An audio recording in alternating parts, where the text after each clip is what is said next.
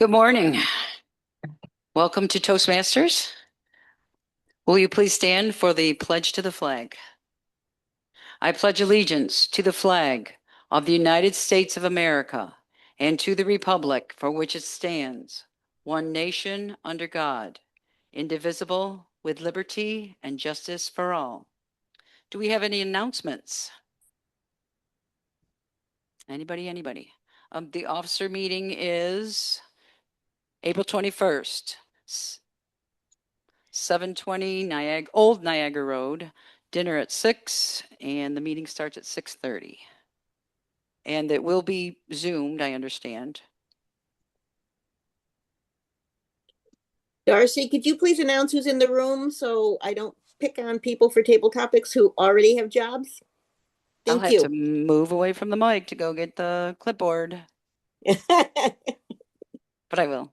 I always wondered whose job that is because when I looked up what the presiding officer does, that wasn't on the list, but I will do it.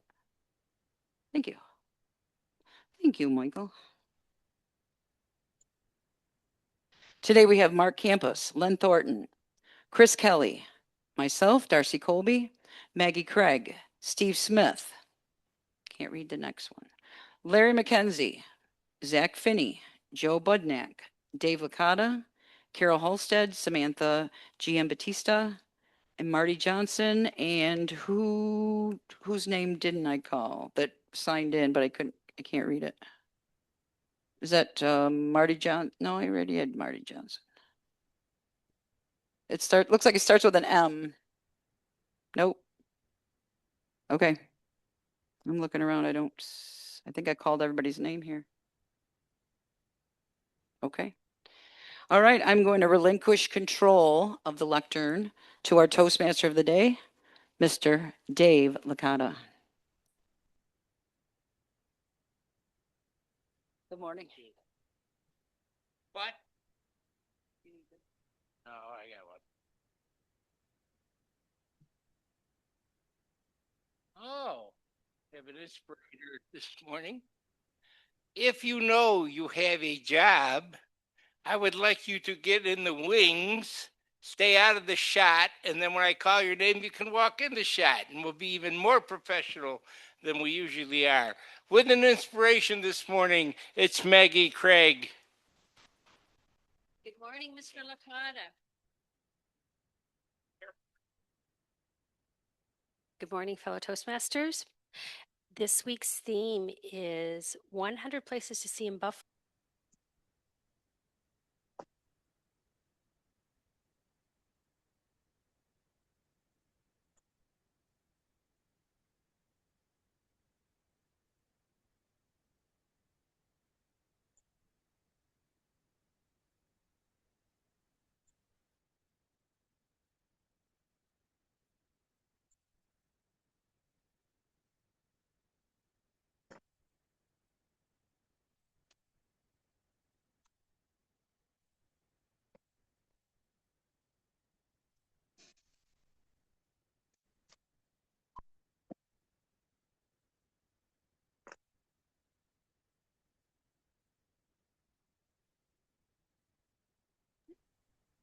Come in person next week. Be part of the audience that encourages them, supports them, and maybe helps shape who they become. Because Buffalo, and by Buffalo I mean Lockport, doesn't just build places worth seeing, it builds people worth believing in.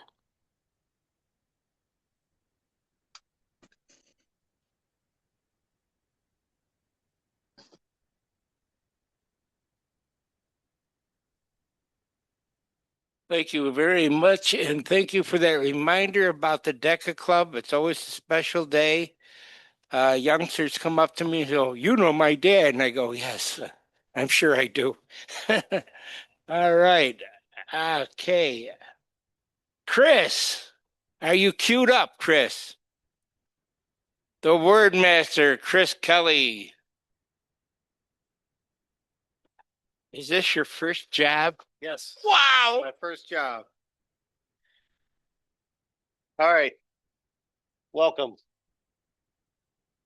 So being the word master, I've thought about what the word's going to be all week, and every day is like, what am I going to do? What am I going to do? So at my house, I have this old dictionary that came with the house. I pulled it off the bookshelf. Whoa. And I got two words here, because one might not. I think we talked about one last week, but I opened this dictionary and I went like this. And I looked down, and the top word in the top corner said morbidity. And that was not the word. I go, that's not a good word, but I couldn't see where my finger was pointing. And I looked down, and the word was moonshine.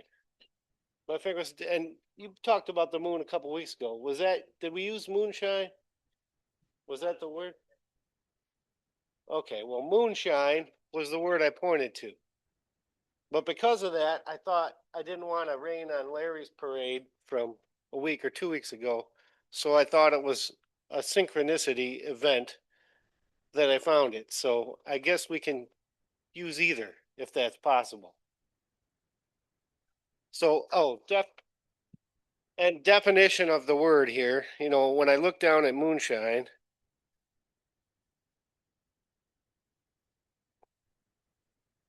let me put the glasses on here. Moonlight, show without reality, or illicitly distilled liquor, smuggling spirits. So, I thought it was relevant with us going around the moon currently, and synchronicity, for those who don't know. Let me get to. Apologize. My phone is messed up here. Get me back to.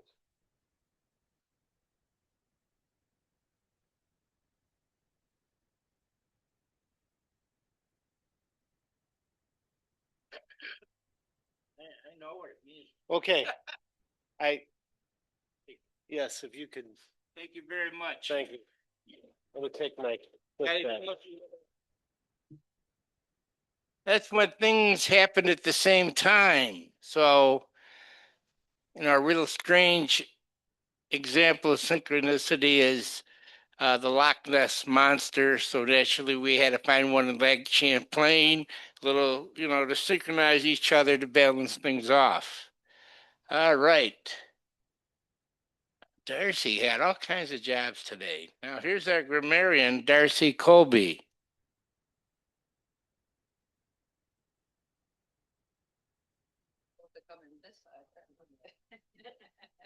Sorry about that.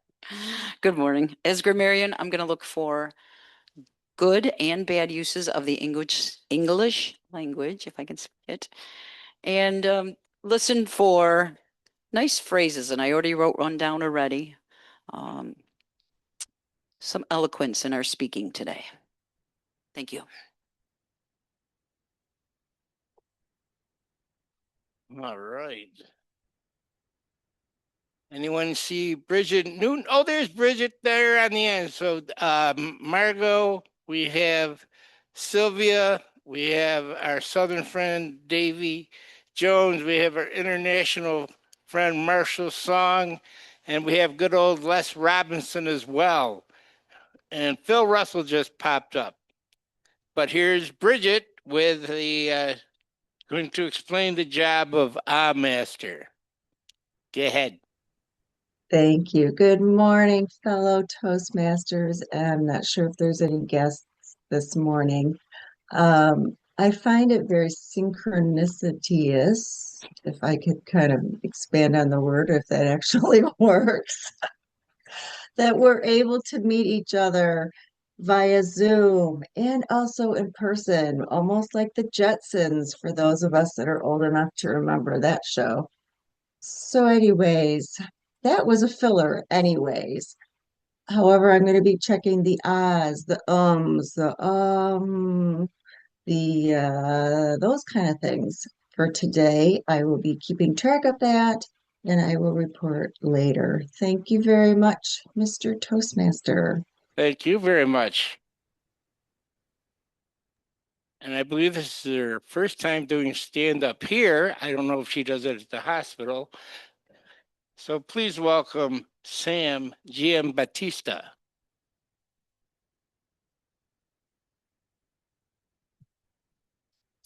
Thank you, Mr. Toastmaster. Since the topic was Buffalo today, I saw a Facebook post that was pretty fitting. It's what Jeff Foxworthy has to say about Buffalo. It's long, so I'll just read my favorites. If your local ice cream shop is closed from September through May, you may live in Buffalo. If you have worn shorts and a jacket at the same time, you may live in Buffalo. If vacation means going anywhere south of Angola for the weekend, you may live in Buffalo. If you know several people who have hit a deer more than once, you may live in Buffalo. If you have switched from AC to heat in the same day and back again, you may live in Buffalo. If you can drive 75 miles per hour through 2 feet of snow during a blizzard without flinching, you may live in Buffalo. If you design your kids' Halloween costumes to fit over a snowsuit, you may live in Buffalo.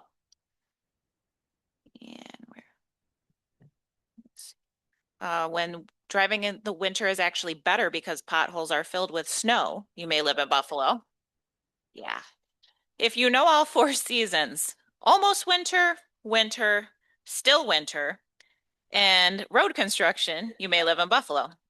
If you have more more miles on your snowblower than your car, especially after this winter, you may live in Buffalo.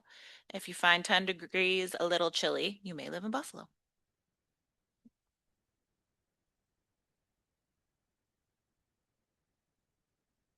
Margot, they took a shot at you. Margot, the reason Margot zooms in, she's been requested by the town of Somerset and Newfane not to drive her car because that will lower the deer harvest and cut off tourism.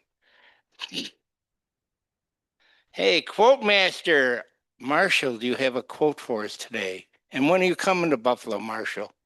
Thank you. Yeah, Buffalo in Chinese we call the water cow city.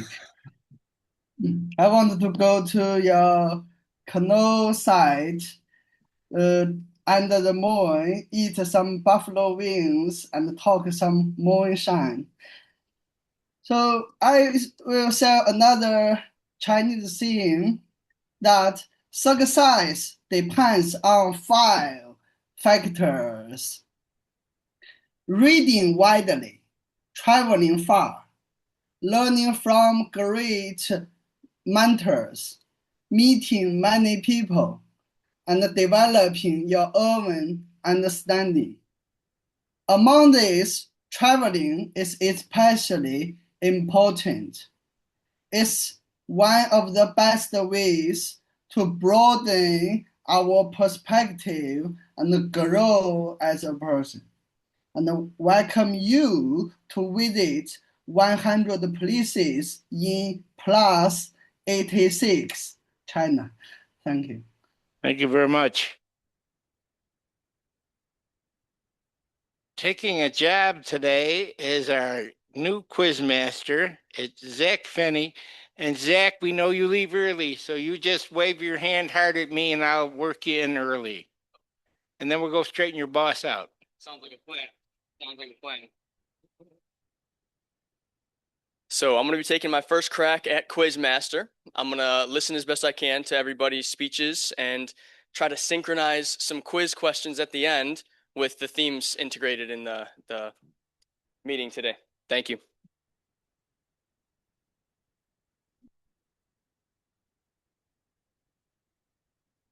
Thank you, Michael. All right. Oh, Marty. Those that are not familiar with Toastmasters will be happy to know that everything is timed because we want to do things in a tight fashion and we want to be economic of word and thought. And here's today's timer, Marty Johnson. Thank you, Dave. Fellow Toastmasters and guests, yes, as Dave said, I'll be timing all 3 different segments of the meeting today. The first segment, table topics, 1 to 2 minutes. with a plus or minus 15-second buffer.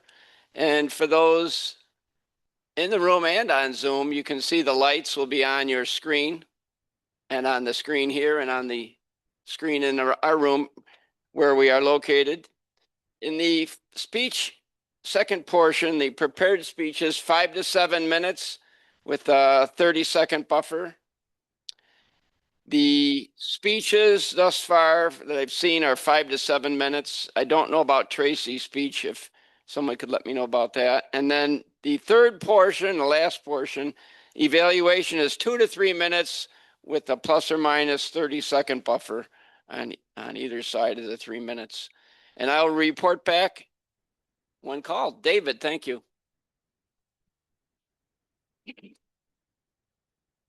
Thank you very much, Marty. So we're very close to Margot time. Margot, in the room, first of all, we want you to know that the word of the day is moonshine or synchronicity.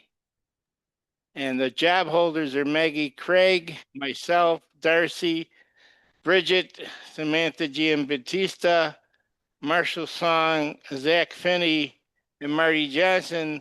The rest would be fair game for you. Are you conscious of who's in the room, Margot?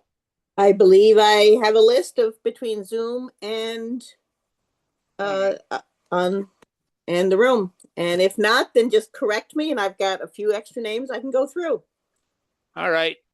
This is the finest boss I've ever had, and I used to be self-employed, Margot Sue Bittner.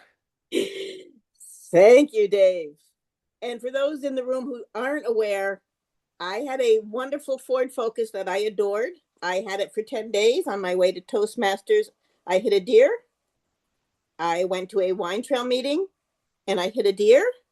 And my husband borrowed the car and he hit a deer. So the driver's side, the passenger side, and the front were all hit by deers. I had to get rid of the car later.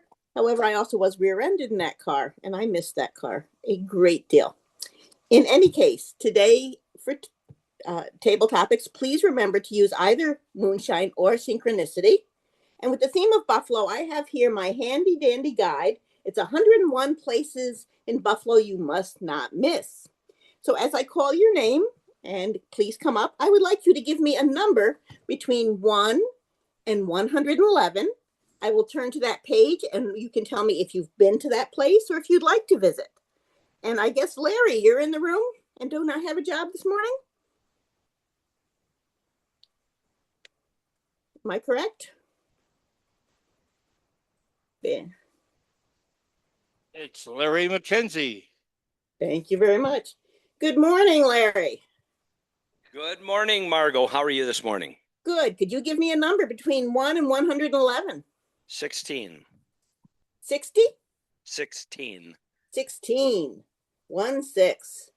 16 is the Burnt Ship Creek. Grand Island's small, winding Burnt Ship Creek might hold a 260-year-old secret, the sunken ruins of 2 French ships filled with buried treasure. Have you been to Burnt Ship Creek, or do you know of something similar in Western New York you can recommend we visit? Larry McKenzie. Thank you very much for the opportunity to bring to you today my tour of Grand Island. As a young boy, I grew up in Niagara Falls, and back then you were actually able to get outside, get on a bicycle early on Saturday morning and drive all the way on your bike across Grand Island with your fishing pole and go fishing. And one of the places that we used to go over there, and I believe it was called Burt something. So it might be that particular place. I'm not quite sure. I might have had a little moonshine before I went there, but I was only 14 at the time, so I wasn't allowed to. But I did know where it was hidden in the house.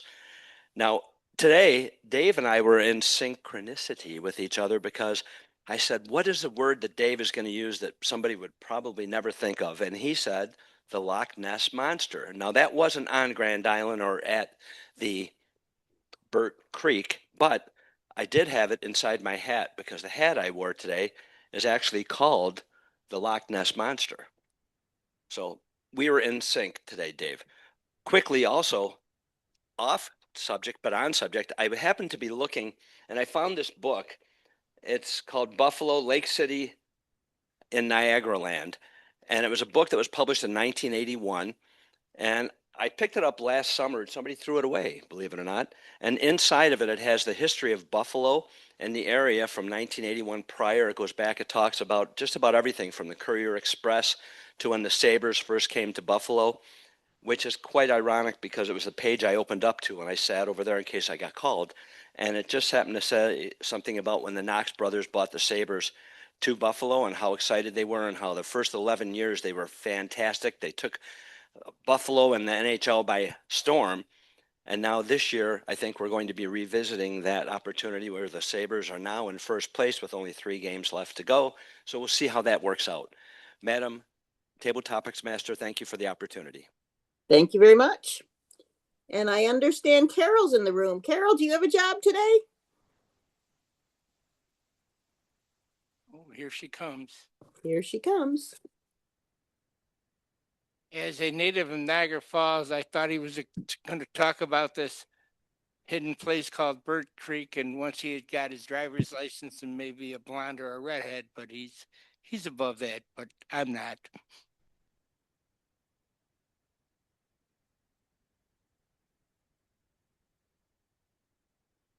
Thank you for participating, Carol. Could you please pick a number between 1 and 111? Since my one granddaughter just turned 18, we'll pick 18. 18. These are in alphabetical order, in case anybody's wondering how they're listed here. 18, the Central Terminal Clock. Generations of Buffalonians walked past the 14-foot cast iron central clock on their way to catch a train without knowing that the train centerpiece served a secret purpose. And they talk all about the clock itself. Have you been down to Central Terminal or have a favorite place in Buffalo? Thank you, Carol. No, I haven't actually been there, although I may have because when I was younger than I can remember, we did take a train to my grandparents in Pennsylvania, so I may have been there. But I'm always amazed when we're anywhere where you can look out and see the terminal. And it is a shame that it's kind of left the area and there's not a big train place around anymore. Yesterday, I noticed when I was going in the 33 that Buffalo is, of course, quite the sports town. Instead of saying, "Welcome to Buffalo," the sign said, "Welcome to Lynn Ruffalo." And I think the last few days, when we've looked up and seen the moon shining, we've certainly thought of our brave astronauts being up there. And I think we're all quite excited that our Sabres and Bandits are synchronized into going all the way this year. So go Buffalo. Thank you, Carol. And online, Lion Phil, do you have a job this morning? No, I don't. No, you don't. Could you pick a number between 1 and 111? 90. 90. 90. 90 is Silo City. On summer evenings, poets, musicians, and artists perform within the hollowed 120-foot tall interiors of the grain silo on Buffalo's waterfront. Have you been down to see all the changes in the waterfront, Phil? Madam Topics Master, fellow Toastmasters, any guests we have? I have. I like the waterfront. I live close to the water up in Wilson.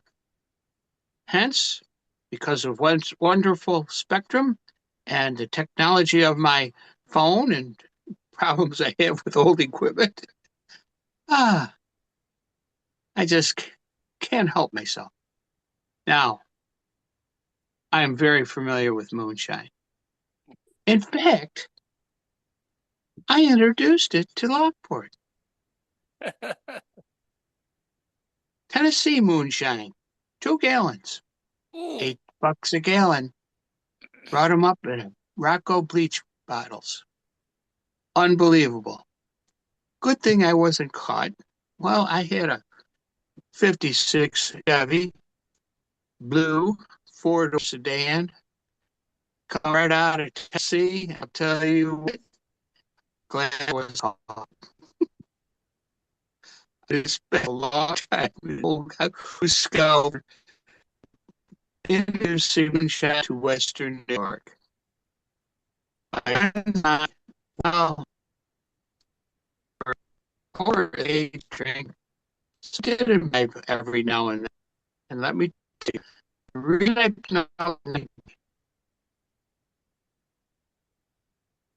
it was 90% alcohol. That's horrible. Man, some say very dangerous. I knew what they told me it was coming out of the still and it was safe. Meaning it wouldn't fly, it would kill yourself like 2 months. So I introduced moonshine to friends. What an experience. Madam Toastmaster. Thank you, Lion Phil. And while I wait for our word master and our timer to get to the lectern, I will point out of the 111 places, number 108 is some place that some of the people there might be familiar with. So yes, I even made the book. In any case, word master, Chris, may I please have a word report?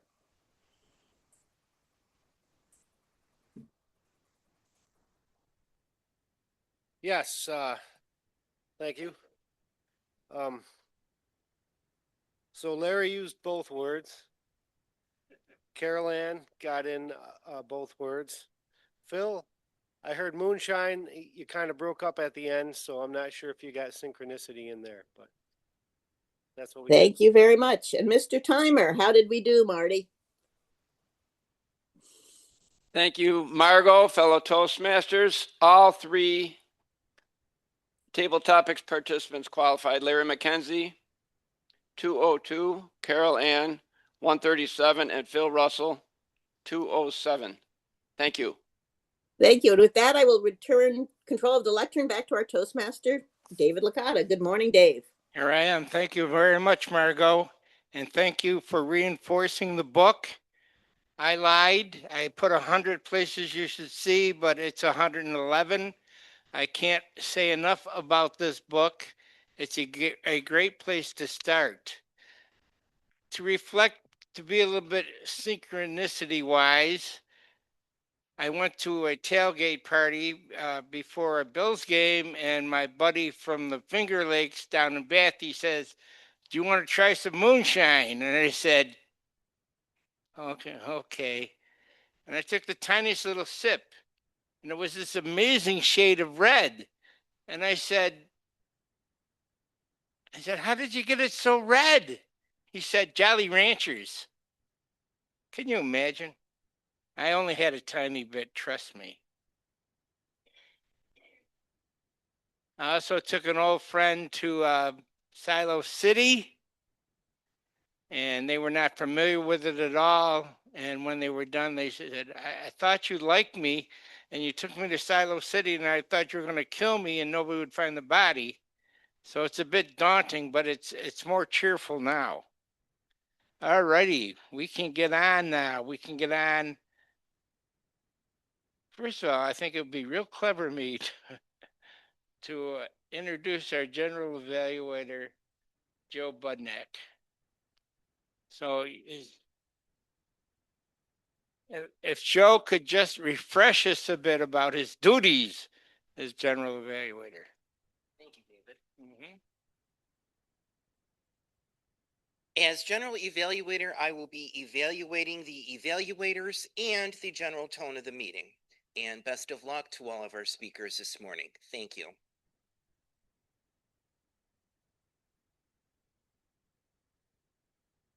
All right. Are you on your toes, Beth? Our first evaluator this morning is Beth Banks. She will be evaluating our first speaker. Our first speaker is Tracy Farrell. Can you tell us what that little rascal's up to today?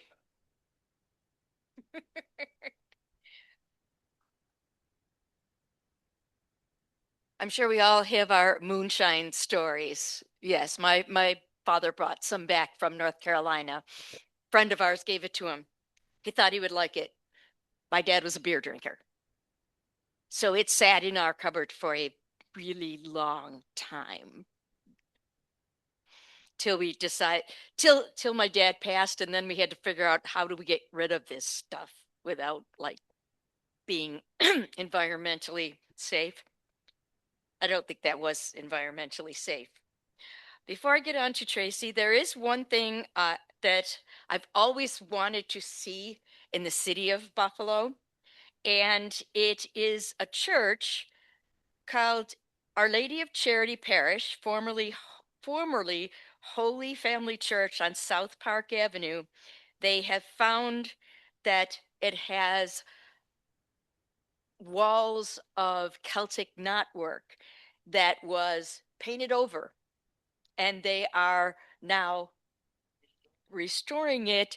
So eventually I'll get there when it's open.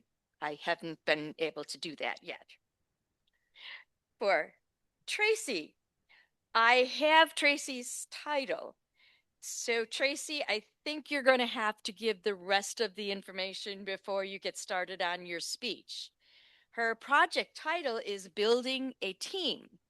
Tracy Farrell, Building a Team. Thank you, fellow Toastmasters. And before we start my timing, this is from the Leadership Excellence series. It's really not part of our Pathways projects. It's probably from the old section, but leadership are building better teams.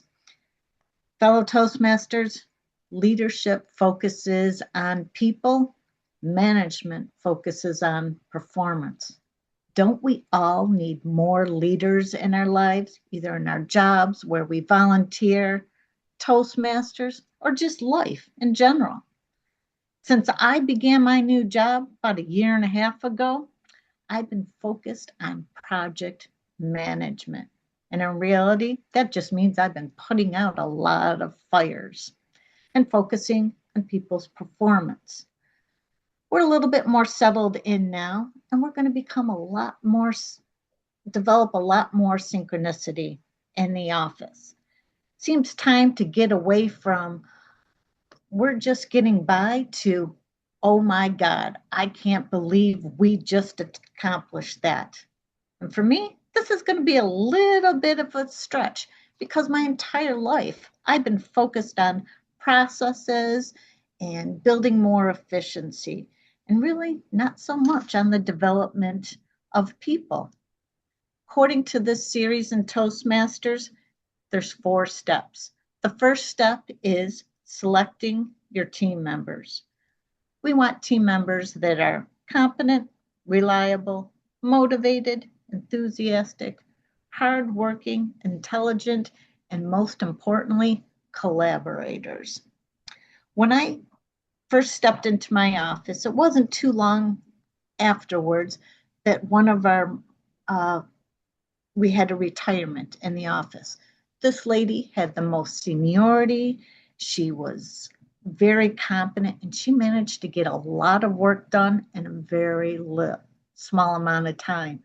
However, one of her downfalls is she kept all of that work to herself. She wouldn't let anybody else do anything, and she refused to tell them how to do any of those jobs.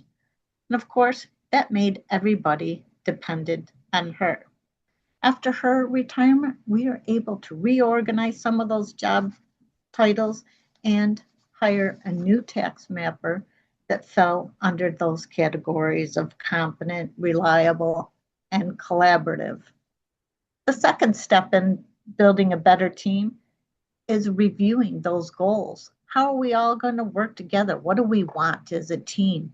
and what does that team want to be able to better themselves. For my office, we're divided into two divisions. We have the administrative side and we have the tax mapping side. On the administrative side, we always put out the statistics report every year. It is the most boring report you've ever seen. It's probably about as equivalent as reading a computer manual or a computer textbook. It's very black and white and dry. The department heads, they can pull out the pieces they want, but the county legislature, they kind of take that report and throw it into their circular file. In order to make this report more readable, we're going to add in more color, more graphs, and a lot more text to describe what these statistics actually mean. On the tax mapping side, we have the same problem. Our tax maps are flat, they're dry. If we add more GIS capabilities into those maps, we can develop heat maps, maybe allowing the assessors to see, yeah, in this neighborhood, sales are increasing, and this neighborhood, they're actually going down. If we have those maps, the assessors would be able to go to their town boards or even to their community and say, these people are paying too much in taxes. These people aren't paying enough. And then they'd be able to make the case that we need to do revals. Not an easy thing, but if you can see it visually, it helps make that case. Now, the third process is a little bit of a stretch for me, but this is when you sit down, talk to each member of your team, assign those roles and responsibilities, and then discuss with them, how are they going to contribute to this process? The fourth one is establishing measurements and how they're going to accomplish that. What's that mean? Time frames, discussing those problems, what everybody is going to do and how they're going to accomplish it. Once we have a better team, we have a lot better, more accomplishments. The team feels more motivated. They're all equal with each other. We don't have one person like we did before that was in charge of everything. Everybody has their own, they're all equivalent. They're able to speak openly with each other and they're listening to each other. As the leader, that becomes more of a team member instead of director. They're focusing less on what they can accomplish as an individual and more on how they can, how their team can accomplish their goals. One of the most exciting things I noticed in this project was the leader's role changes as the team changes and becomes more mature. The leader becomes less of a problem solver and a facilitator and moves on to more of a monitor and tracking the team's performance and recognizing those achievements. Learning how to form a team is critical to becoming a successful leader.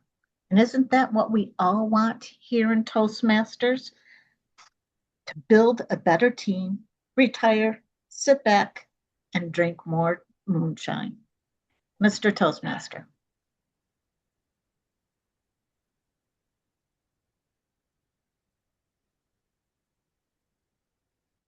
It's time for evaluator number 2, and he's getting the wings because he is a true thespian, an actor. It's Steve Smith. He's going to evaluate our friend Les Robinson. Please welcome Steve Smith.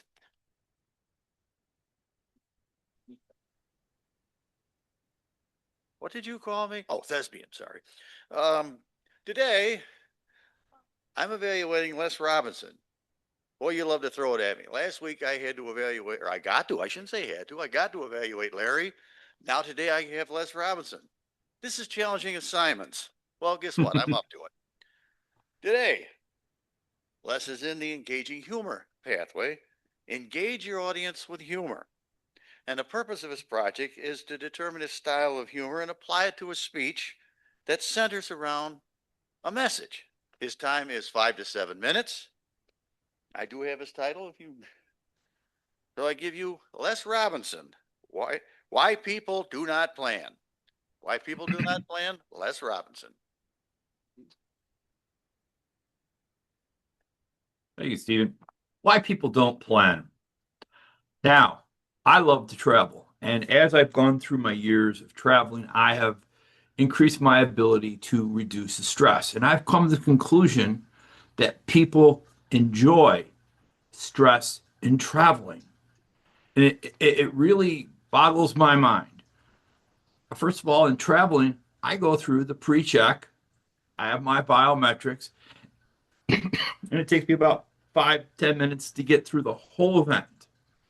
I am now in the airport because I travel in the morning. I have a cup of coffee. I sit there.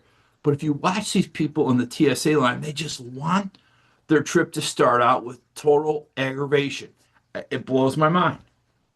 Now, next thing is in traveling, which you go all over the place, is I learned that I was also in that stress point of getting a car.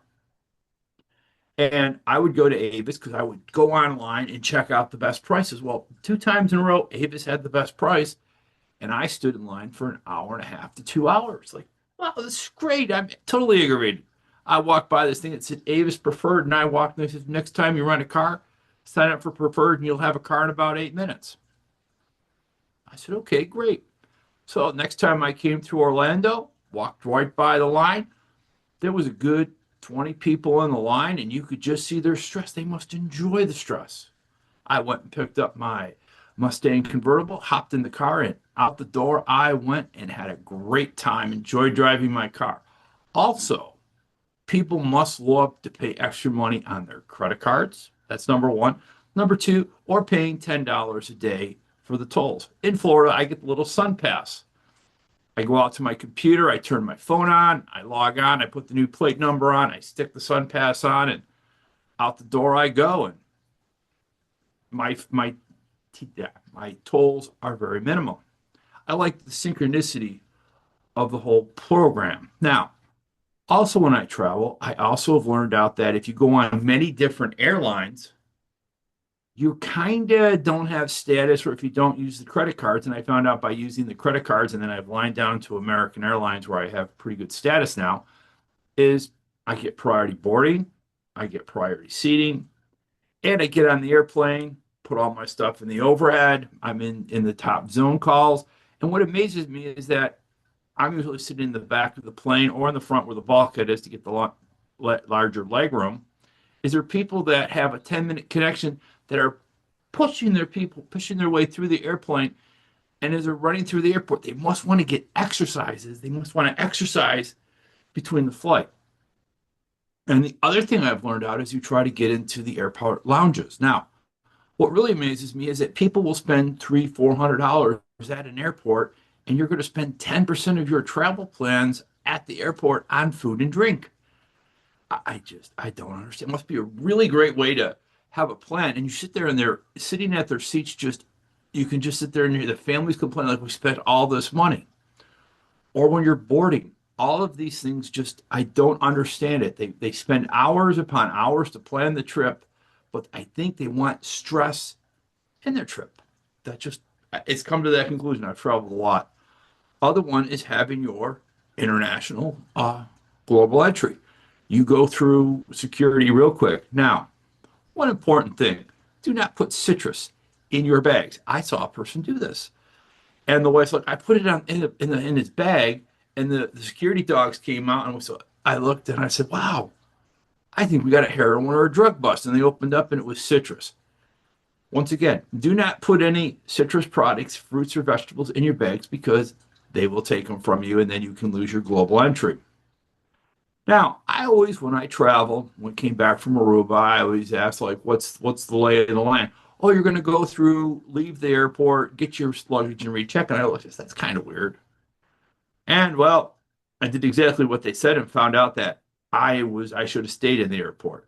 But this was an interesting thing is I was at a pre-check And I said, where's the pre-check? And they said it was 10, about a 10-minute walk down, or there was no one in ours. So we flew right through. So understanding the lay of the land, and once in a while, if you have your global entry and you come off and you're being checked, you're going through customs, if you come off global entry, very simple, and you haven't left the airport, don't leave. Now, another thing, what you want to do is you want everything to fall into synchronicity and go very well and click together. But when you're on your travels and you're down in Florida and you're listening to some band and some person pulls out a bottle of some homemade hooch called moonshine, and you could actually pour it in your car and use it, always sniff the shot before you drink it because it could be 100 or 200 proof alcohol. So at the end of the day, I've come to the conclusion that people really like to have stress before and after their travels, where I like to just go through and have a great time in travel. So the whole point of this is people plan their trips, but they don't plan the front end and they don't plan the back end.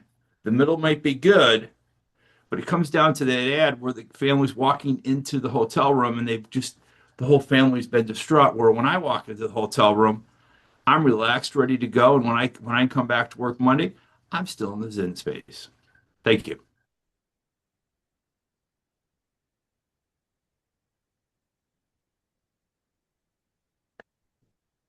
Oh, Marshall. Oh, he's not the. I'm sorry, Mike. You gave it to me over here. Mike. This is Mike. Yep, that's fine. Can't do anything. Thank you, Mr. Toastmaster. Good morning, fellow Toastmasters. Mark is doing the Connect with Storytelling speech this morning. This project addresses storytelling techniques and descriptive skills that help make every speech relatable and interesting. Mr. Timer, the time is 5 to 7 minutes, and his title is Two Sunrises and a Jellyfish. Mark Campos, Two Sunrises and a Jellyfish.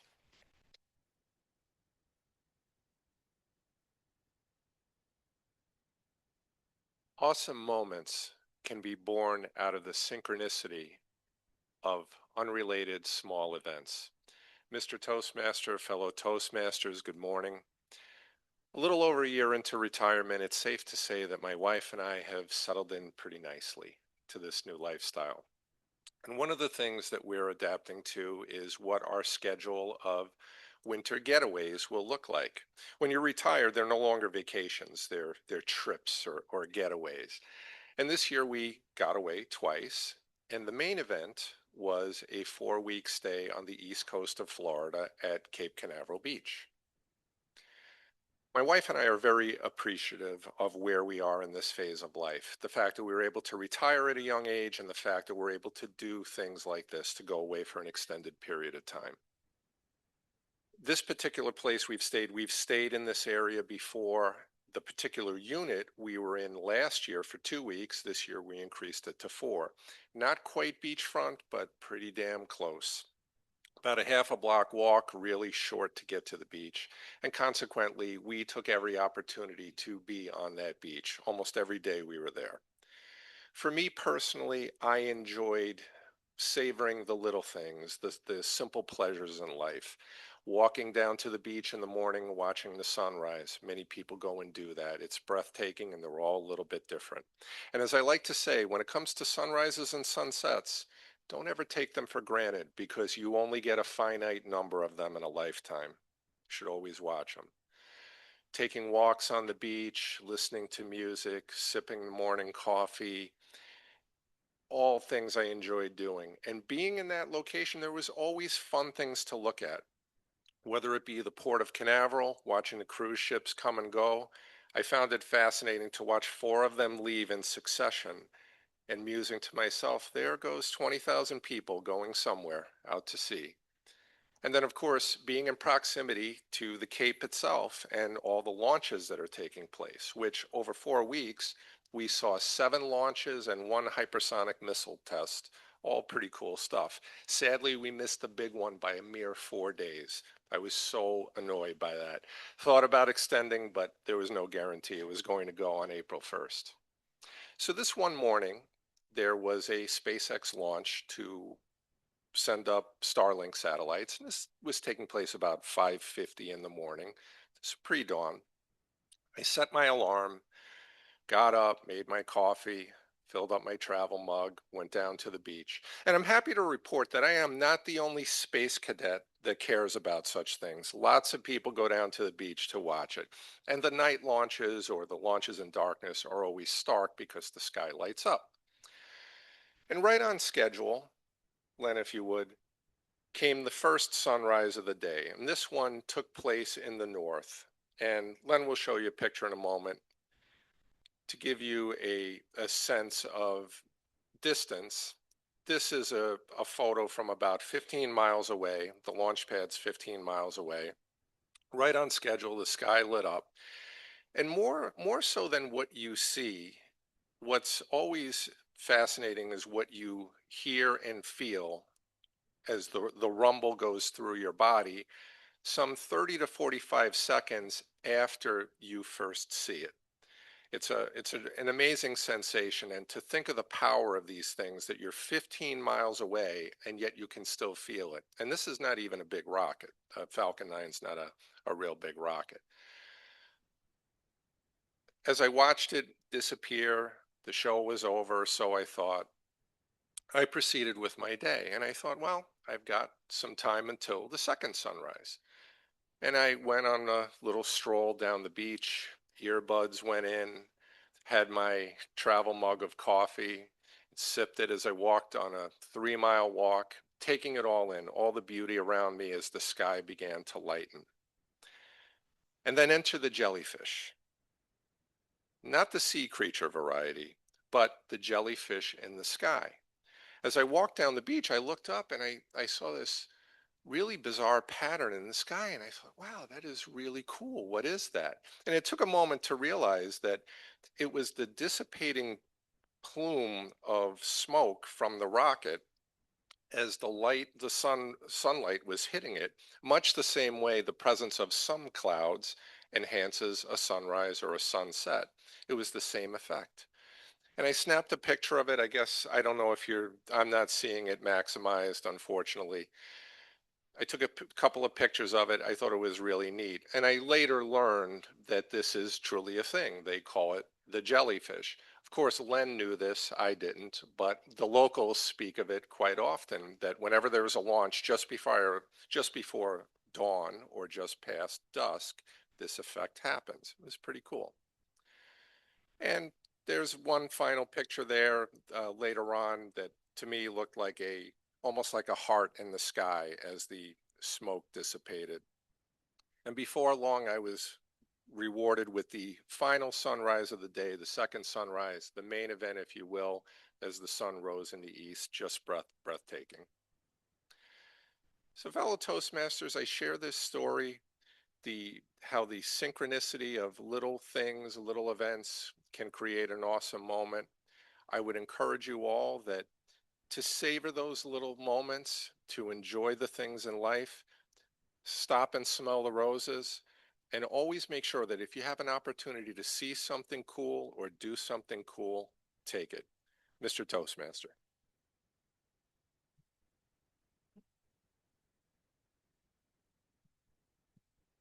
Could I please have a timer's report for our first 3 speakers? Oh, I mean the 3 speakers. Thank you, Mr. Toastmaster of the day, David. All 3 speakers qualified. Tracy at 6:23, Les at 5:58, and Mark at 5:50. Thank you. So please mark your ballot. I see our utility infielder, Michael, is going for the can to collect the votes, I hope. Oh, Darcy's got it. I'm sorry. Seeing how he's taking everything else over, I thought maybe he would do that as well. We have, my strong recommendation is to get this book. And there's this beautiful bed and breakfast on Lafayette near Elmwood. It's called the Inn on at Elmwood. It's not really on Elmwood, but it's down in Elmwood Village. And it is one fine bed and breakfast. It's quite the place. So I recommend that anytime, any weekend that you want to do that. All right. How we doing? Okay, Zach. Zach would like to deliver his Quizmaster report because he has to work and get there on time until Marty, Larry, and I go talk to his boss. It's Zach Finney. Thank you. Okay, so I got 3 quiz questions from today for everybody. Number 1 is finish this statement. Leadership is a focus on blank, where management is a focus on blank. Correct. Yep. So part 1, leadership is a focus on people, and management is a focus on, did anybody get that one? Yeah, productivity and performance. Yep. So that was question number 1. Number 2, what food product should we not pack in our bags on trips? The answer is moonshine. No, citrus is correct. Citrus is correct. And final question, who amongst us allegedly introduced moonshine to Lockport? Phil Russell. Thank you guys very much.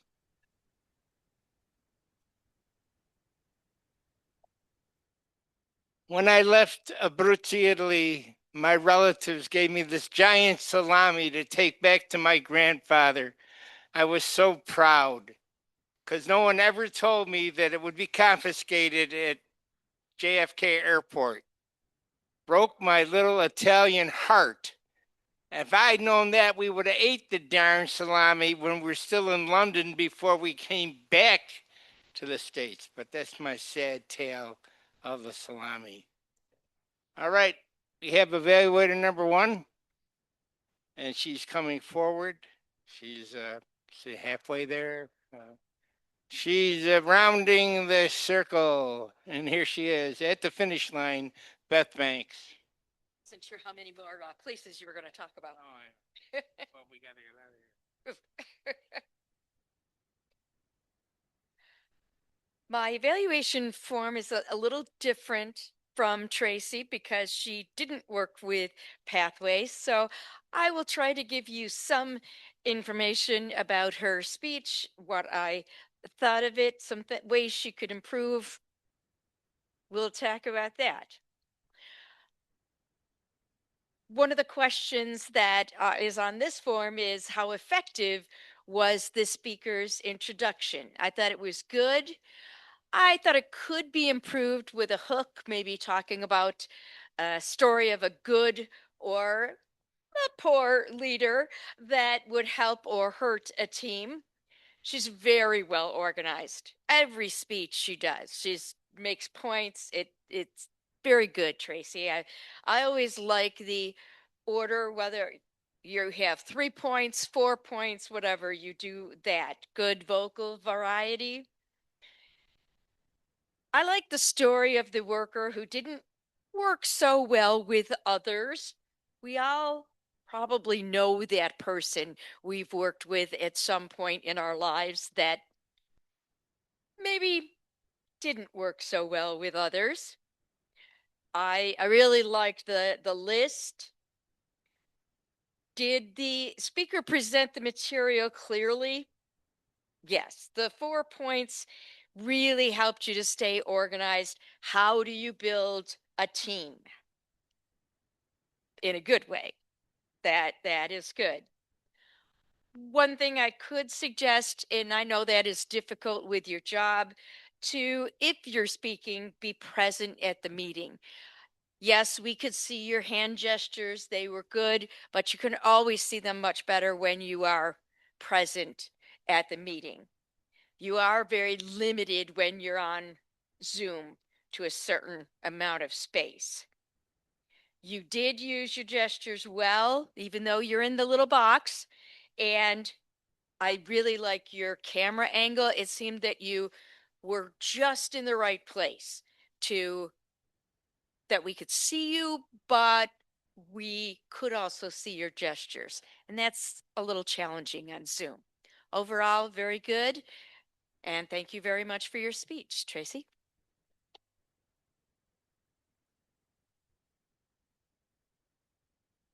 Evaluator number 2, it's Steve Smith, who sadly was not invited on the spacecraft to go to the moon. He's a little down about it, but he's still going to evaluate.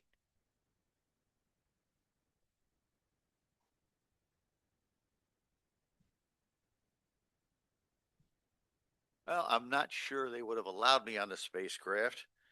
Probably because they would have frowned upon the moonshine. But to the point at hand here, I get to evaluate Les. Interesting speech. Why people do not plan. And I'm well, where are you going with this? Well, we found out right off the beginning, people must enjoy stress. And you went on to talk about the many things you did to minimize stress when you're traveling. Small things, but every one of them adds up to making it a lot less stressful. They all made sense. And you were humorous about it. That was the point of this whole assignment.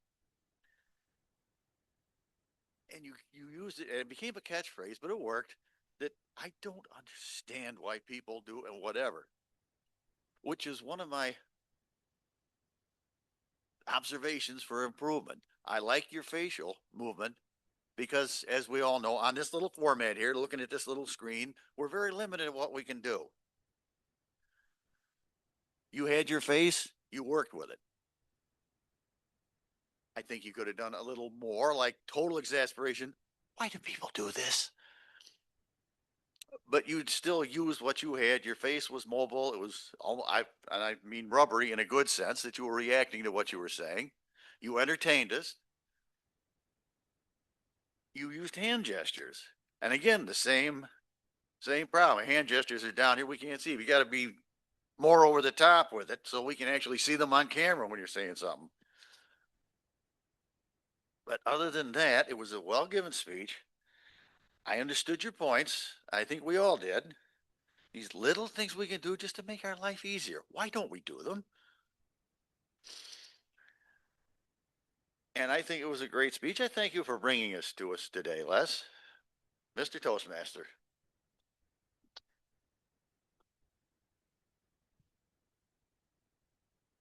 The Orion is halfway home, according to my Orion app on my phone. Here's Mikey.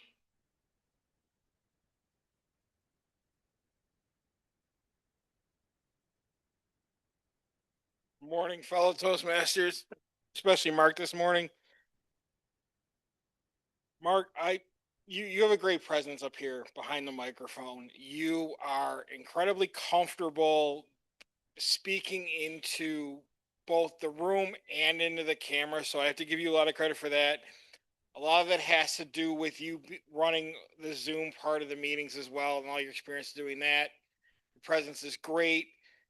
You also are something that we could all learn from, in that you project over top. Kate told us many years ago to project over top of the microphone. It picks everything up. And then you, as long as you do that, you don't have to worry as much about speaking into the microphone or making or limiting your hand gestures. So I thought you did a great job with that this morning. The technology element was clunky. It was clunky because maybe you didn't put it into a slideshow or a PowerPoint presentation. You and Len have also done a great job of making sure that us as Toastmasters, if we have a technology element, to get that information into you sooner. Maybe you didn't do that. Maybe it was later in the week, but I do know that you had your information in early enough. So the technology part, the pictures, I'm sure they looked great from what we saw. They were the thumbnails, but we got enough of your experience. I did catch a so and an and in there as well to get really nitpicky. Work on that. You have an experienced Toastmaster. We can all go back. We have the luxury of being able to go back and watching our speeches on YouTube. The language this morning was vivid. you brought us to Florida with you in those early morning hours, and the way that you tied the speech title in to a big portion of speech is impressive. It's something that a lot of us can learn from. I also thought your call to action at the end of the speech was very good as well. I think it is important for all of us to kind of remember to take the time to take advantage of situations and experiences. And with that, I will turn it back over to our Toastmaster. Thank you. Thank you very much. We'd like to call on the loyal, ever-present, ready to go, Marty Johnson with a timer's report, the final one of the day.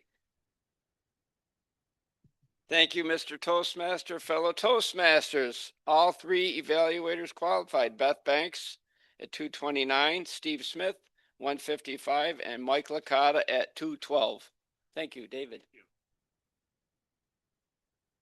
Seeing how I've been alerted that they need this room at 8:30 and we got to really cook.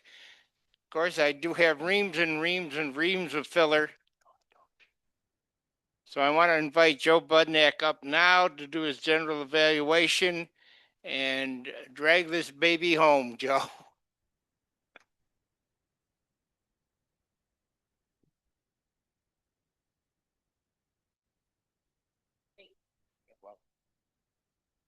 All three of our evaluators did a fantastic job.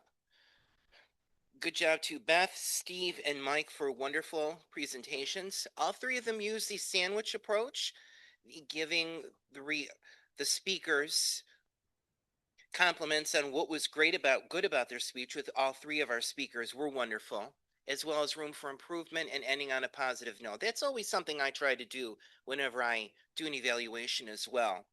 And I like how a couple of them pointed out that when someone's speaking online, they are kind of limited, unfortunately, a little bit, but it's not their fault.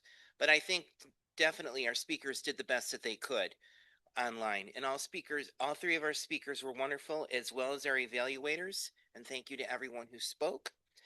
And I can say I've never tried moonshine before. If I did, I'm sure I would be on the floor. I like sweeter drinks anyway. Like, for example, when my mom and I went to England and Ireland this one time, we stopped at one of the castles there for a show and a dinner, and they were passing around little cups of honey mead wine. It was delicious. It was really good, but nobody else seemed to like theirs. So everybody kept on the trip coming up to me, Joe, would you like mine? I didn't want to be rude. Thank you. Well, you can have mine too if you want. Okay, thanks. Well, I really don't like it. If you like it, you can have mine. Okay, thank you. And all of a sudden, wow, who turned up the heat in here? It sure is hot. Wow, I didn't know they made medieval castles with rooms that rotated. Wow, learn something new every day. Imagine the workmanship back then. You should have seen me going up the stone steps. It was a nightmare. I almost killed myself. It was ridiculous.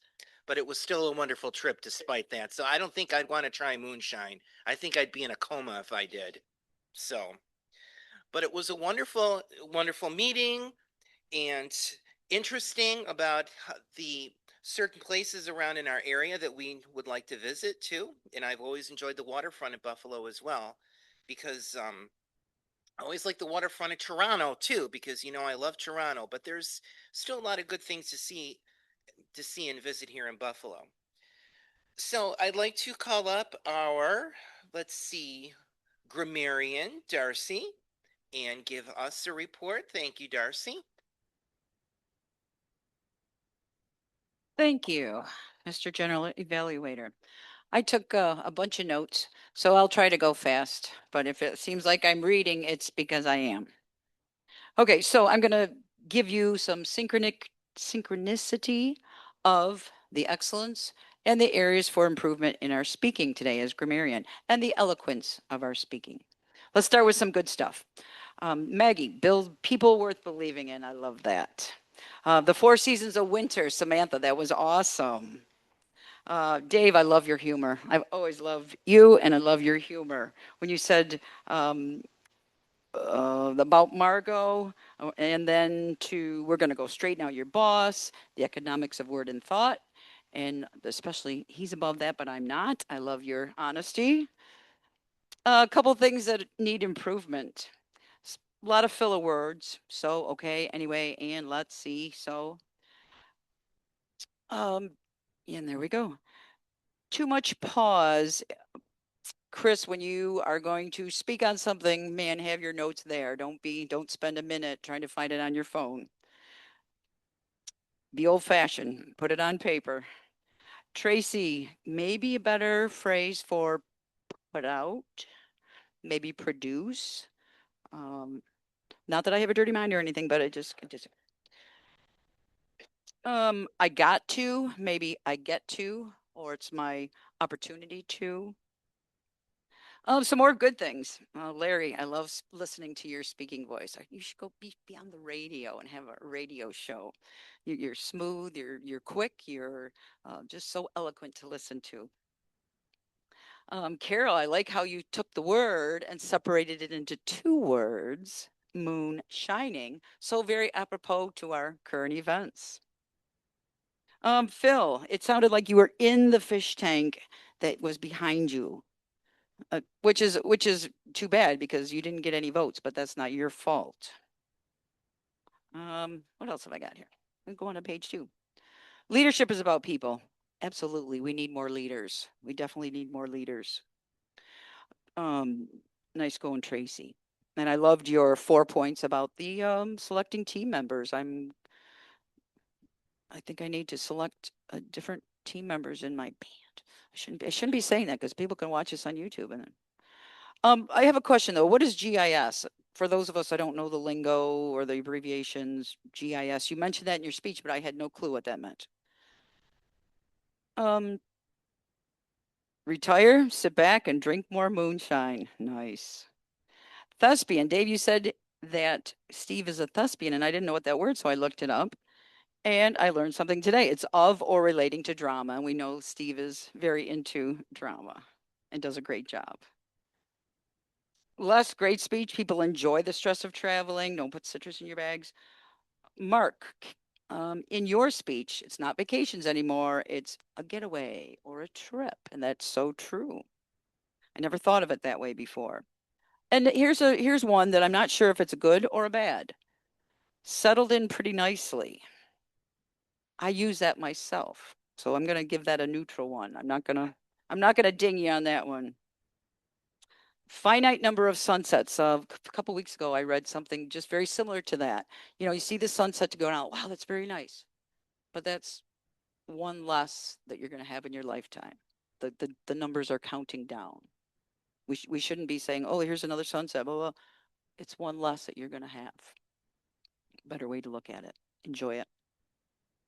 And also the funny one when you said space cadet, and when I think of space cadet, I think of an airhead, you know, but that was so apropos again to our current events, a space cadet.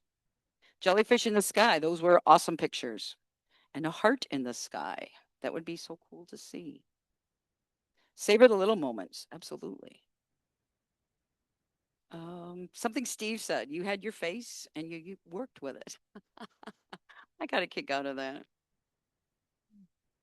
And I did not know that you project over the microphone. Singing for many, many years, I've always been told you get your mouth as close as you can to the microphone. But that was interesting. I'd like to hear more about that. One person said us as I think it was Mike, us as Toastmasters, maybe a better use would be those of us as Toastmasters, might be a better way to phrase that. And your language was very vivid. I love that excellent descriptive word, Mike. Mr. Toastmaster. Mr. General Evaluator, thank you.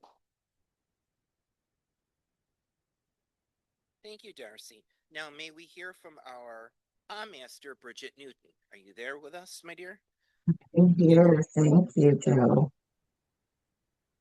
So you can see the sun's coming in on me, and I made me think of the photographs that Mark shared. Thank you so much for sharing those, Mark. They were absolutely lovely and stunning. I had no idea about the jellyfish, so thank you so much. But regardless, with regards to the ahs, the ums, the oohs, the ahs, all those things, everybody did quite well today. I would like to just point out that, and I just did it, so excuse me.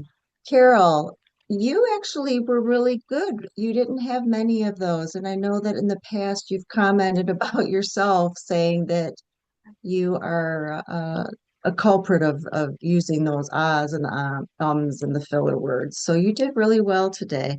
Les, I know you had asked me to kind of pay more close attention to you from previous conversation. You have a tendency to use the word now when you are bridging to another subject or another idea, or you try to end cap statement. You tend to use the word now as a crossover. Other than that, everybody was under 5. Nobody jumped out at me. And I will end before I use more filler words. Thank you very much.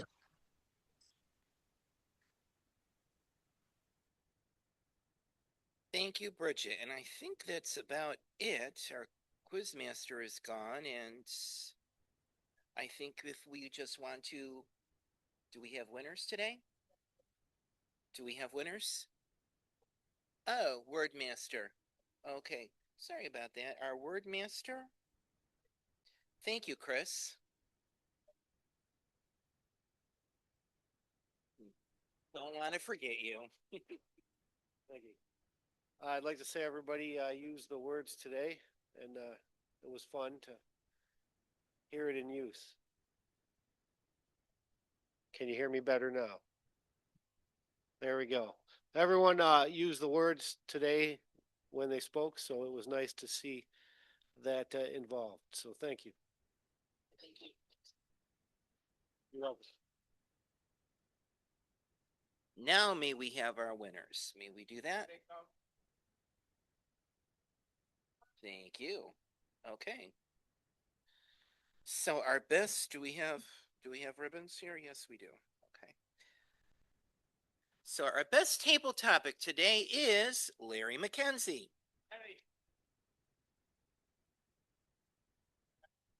Yep, we do. Congratulations, Larry. Thank you.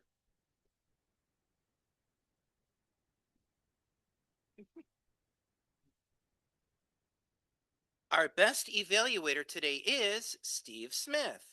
Congratulations, Steve.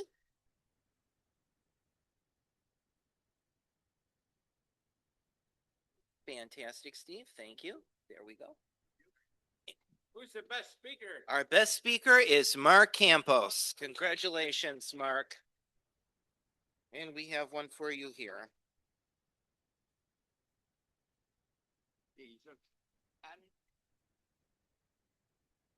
Oh, Here you is, Mark. the last three numbers: a 2, another 2, and a 3. 2, 2, 3. Bitter cries of anguish, those who don't win. Right. Oh, you're gonna get. Oh, deck is next week. Thank you. Okay.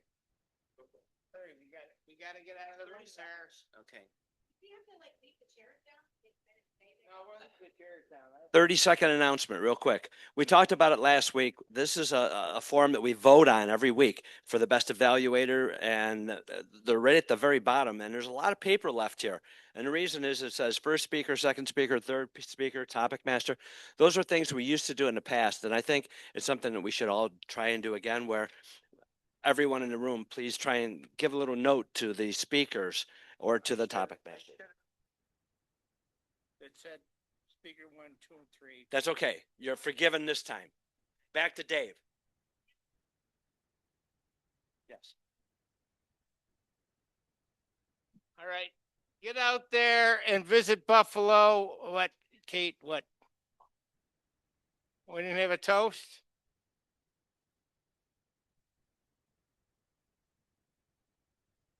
Here's a toast to our floor director and our main director, Lenny and Mark. Thank you, boys.